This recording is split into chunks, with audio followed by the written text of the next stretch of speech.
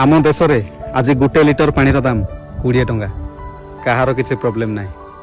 50 ग्राम आलू तैयारी होता आलू चिप्स पैकेट 20 टंका। कहार किसी प्रोब्लेम ना।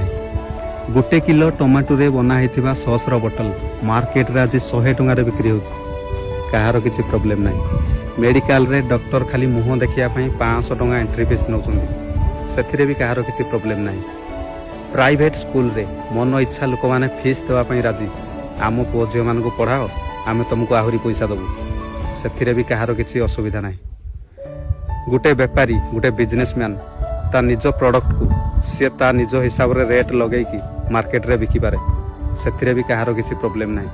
हेले गोटे गरीब चाषी जिते बड़े ता फसलर दाम को टिके बढ़िया चेष्टा करे के जानी कहीं लोक मान मन को बहुत कष्ट हुए से सही पारंतिनी। भाई गोटे करोड़पति आ गोटे बेपारी से नेबे जदि ताहले कहार किसी असुविधा ना। से जते लुटिले भी कहार किसी प्रोब्लेम ना। हेले गोटे गरीब चाषी ता निज हक पाई जदि ता फसलर रेट को टिके बढ़ाई दिए ताहले एठी समस्त को बहुत कष्ट लगे। एमती कहीं भाई गोटे चाषी घर छुआ होती जदि वीडियो को निहाती भाव में शेयर करिवो। जय जगन्नाथ।